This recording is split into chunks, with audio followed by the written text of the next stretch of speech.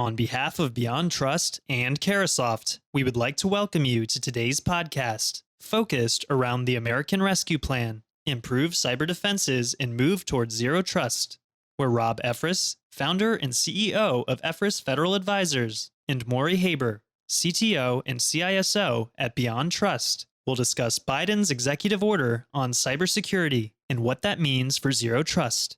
They will also break down the ARP and Biden's 2022 fiscal budget to explain how your agency can use funds now and analyze how and why privilege management plays an increasingly crucial role in mitigating cyber attacks and protecting CI.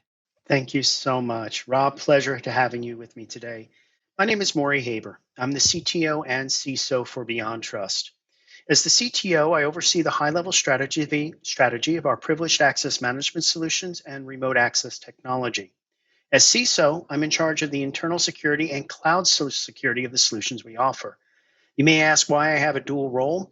One, it's to make the products that we have better, but also implement them within my own organization. My product team regularly jokes that I'm their hardest customer because I use what I make to protect my organization internally and in the cloud and prove the technology works. This type of feedback is crucial to the success of Beyond Trust and helps us deliver quality products. I'm also an author. I have 3 books, Privileged Attack Vectors with 2 editions covering the privileged access management space, Vulnerability Attack Vectors covering how to build an effective vulnerability management and patch management program within your organization, and Identity Attack Vectors on how to implement identity governance. I also regularly write for Forbes, Secure World, a variety of other periodicals, and I've been in the space for over 20 years. With that, I'll pass it over to Rob. Thank you very much, Maury. Great to be with you and our distinguished audience.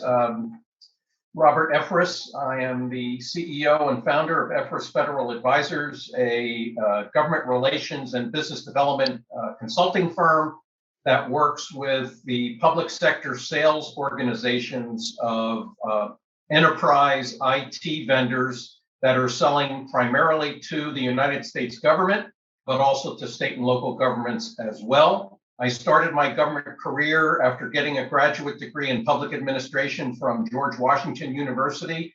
I was selected as a presidential management fellow and worked at NASA headquarters in the Office of Legislative Affairs, where I was a congressional liaison for the Space Shuttle program. I focused on aerospace earlier in my career, and then since the early 90s have been focused on IT. And I'm very pleased to be here today and look forward to talking about the very, very dynamic cybersecurity environment within Washington, D.C. and the overall federal government. Thank you. Thank you, Rob. I'd like to set the stage with what's really going on in the cybersecurity world today. We all fully recognize the threats that are coming in cyber. And in fact, today, the day of this presentation, our president is meeting with the Russian president to discuss cybersecurity attacks and the implications to not only us, but to businesses, governments, and industries worldwide. It seems like every day we have another type of cyber breach in the news. Some of them against critical infrastructure, some of them against daily businesses, and unfortunately, some of them against small businesses where they have no means to do backup recovery and even deal with the consequences of things like ransomware.